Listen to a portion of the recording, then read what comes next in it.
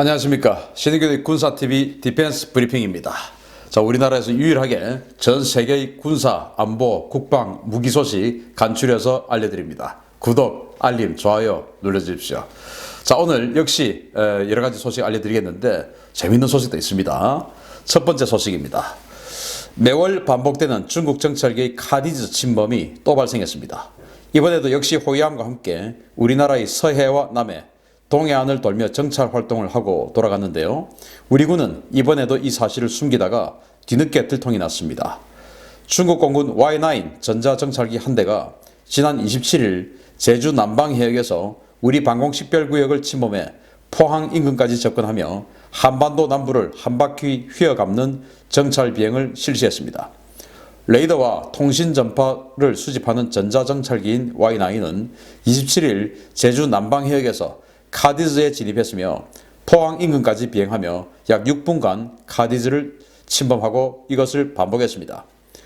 중국은 이에 앞서서 26일 오후 타입 054A급 호위함 한 척을 대한해협으로 투입해서 동해로 진입시켰으며 이 호위함은 28일 대한해협을 빠져나올 때까지 만 이틀간 동해 우리 해역 인근에 머무르며 중국 정찰기와 연합 초계 작전을 펼친 것이 일본 통합망료간부 자료를 통해 확인됐습니다. 중국 전자정찰기는 적의 전파 정보를 수집해서 교란 무기를 개발하는 등의 용도로 사용하기 때문에 이러한 정찰기의 한반도 근접 비행은 최근 북한의 탄도미사일 발사 움직임에 대응하기 위해서 출동한 미국의 탄도탄 추적 자산들의 활동을 위축시킬 수밖에 없습니다. 그럼에도 불구하고 우리 군은 중국이 이번 비행을 사전에 통보했기 때문에 문제가 없다는 입장이며 일본 통막 발표를 통해서 이 같은 사실이 알려지기 전에는 관련 사실을 언론에도 알리지 않았습니다. 자, 중국이 완전히 지금 월말 매월 한 25일 이후만 되면 이런 식으로 정찰기, 전투기, 폭격기 이런 것들을 우리 카디즈로 침범시키고 이제는 동해로 거의 들어오죠. 그리고 그와 함께 어느 날부터 군함까지 같이 보내서 합동작전을 하고 있습니다.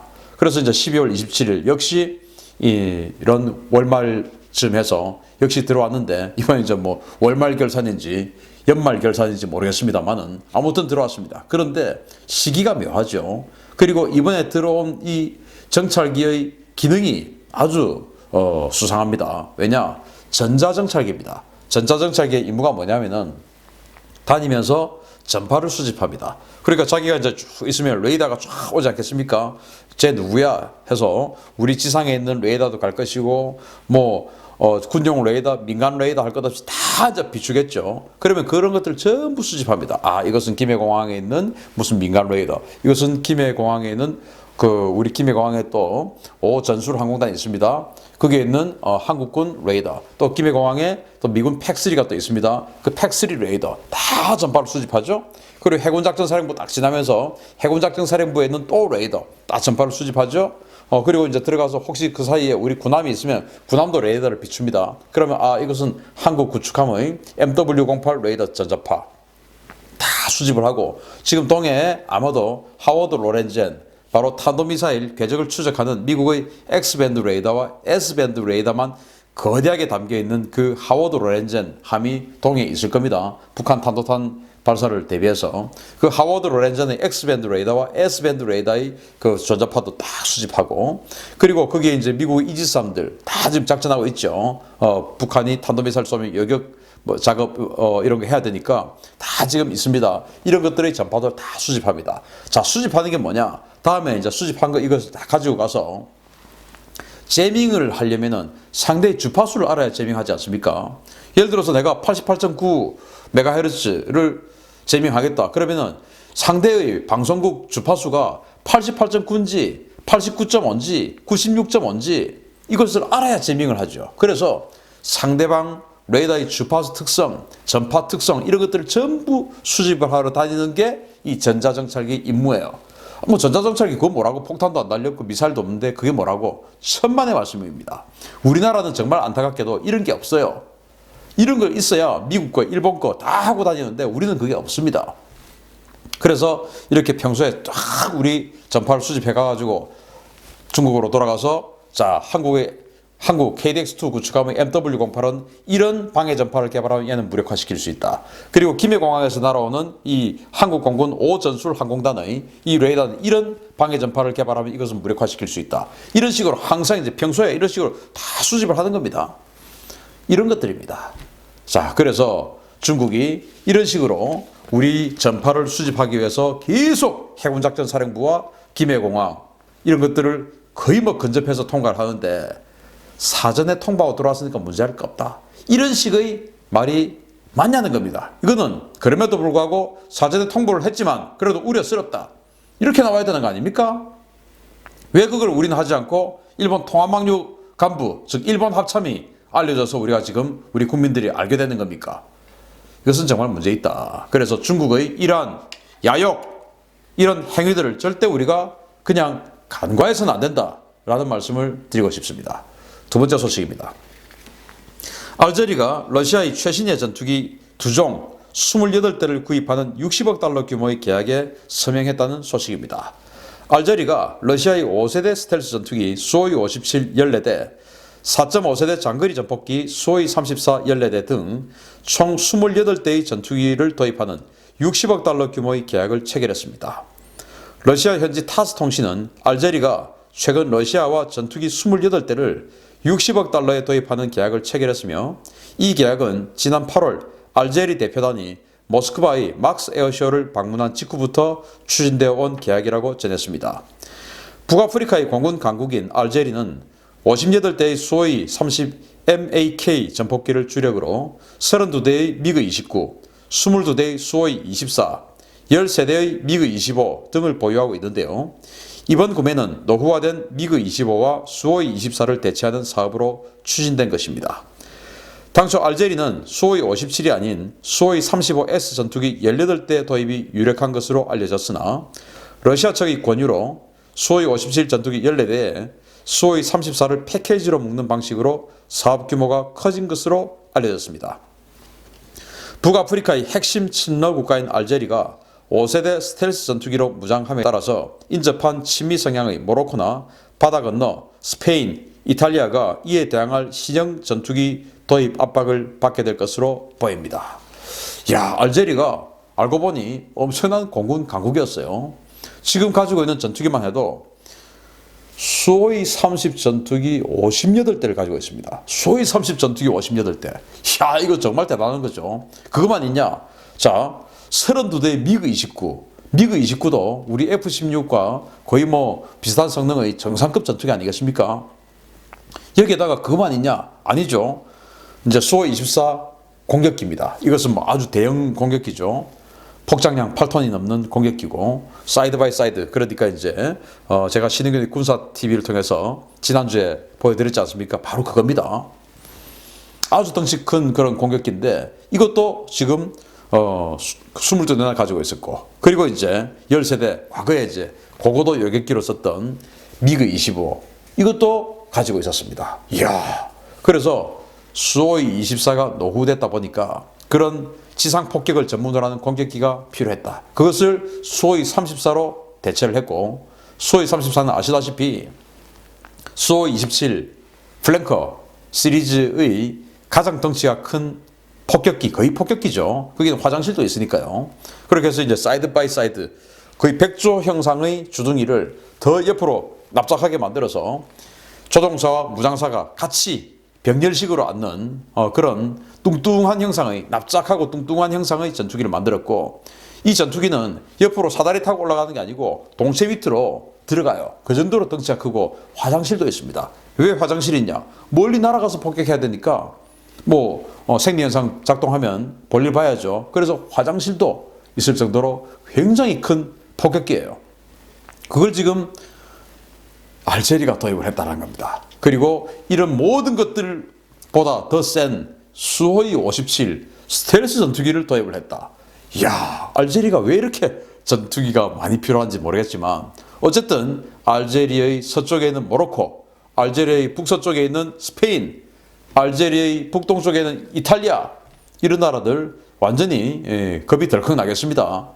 이렇게 되면 이제 스페인이나 이탈리아 뭐 이런 나라들이 F-35를 좀 더 도입을 해야 되겠다라는 필요성을 느끼지 않을 수가 없게 될 것 같고요. 자, 그런데 모로코는 어떻게 하냐? 참 모로코는 경제력이 그 정도도 안 되고 하니까 참 걱정되겠습니다. 모로코는 친미 국가인데, 야, 저는 알제리가 이렇게 공군력이 강한 줄 몰랐습니다. 왜 이렇게 북아프리카 패권을 잡으려고 하는 것인지 참 희한한 무기 구매를 했다. 그래서 의외로 공군 강국 알제리 축구만 잘하는 줄 알았는데 이런 것까지 있었다라는 소식을 전해드립니다. 세 번째 소식입니다. 미국의 연안 전투함과 중국 해군 호위함이 남중국해에서 대치하며 긴장 상황이 조성됐었다는 소식입니다. 남중국해에서 항행의 자유작전을 수행 중인 미 해군 인디펜던스급 연안 전투함 게브리엘 기포드 함이 남중국해의 중국 인공섬에 근접해 항해했으며 중국 해군 호위함이 긴급 출격해서 이를 밀착 감시하며 대치 상황이 발생했었다고 신랑군 사망이 29일 보도했습니다. 이 사건은 지난 12월 24일 발생했으며 게브리엘 기포드함은 난사군도의 중국 인공섬에 근접해서 MQ-8B 파이어 스카우트 무인 정찰 헬기를 띄웠습니다. 이 무인 헬기는 고성능 광학 그리고 적외선 정찰 장비를 탑재해서 남사군도 일대의 중국 군사 동향을 효과적으로 감시할 수 있는 감시 정찰 자산으로 중국은 이를 위협으로 판단하고 즉각 대응 전력을 출동시켰습니다. 중국은 미국의 연안 전투함이 자국 인공섬 일대에 접근해서 정찰기를 띄우자 즉각 054A 호위함을 출동시켜 게브리엘 기포드함을 밀착 견제했고 두 전투함은 몇 시간 동안 일정 거리를 유지하며 긴장 대치 상태를 이어갔습니다. 미국은 지난달에는 이지스 구축함 웨인 메이어를 보내서 중국 인공섬 근처를 항해했고 이번에는 최신형 함대함 미사일인 NSM으로 무장한 연안 전투함 게브리엘 기포드를 보내 중국이 주장하는 영해선 안쪽까지 진입시키며 항행의 자유작전을 수행하고 있습니다. 미국의 이 같은 항행의 자유작전에 힘입어 영내 국가들은 최근 발간한 국방백서와 외교 문서 등을 통해서 남중국해에서의 중국의 불법 행위를 규탄하며 해양주권 수호 의지를 밝히는 한편으로 군사력 증강에 박차를 가하고 있어서 새해에는 남중국해에서의 군사적 긴장감이 더 한층 높아질 것으로 우려됩니다. 자, 여기 스텔스 연안 전투함이죠. 인디펜던스. 한 척 건조 가격이 8억 달러. 우리 돈으로 9,500억 원 정도 되는 그런, 근데 뭐 한 3천 몇백 톤밖에 안 돼요. 여기에 이걸 장착을 했습니다.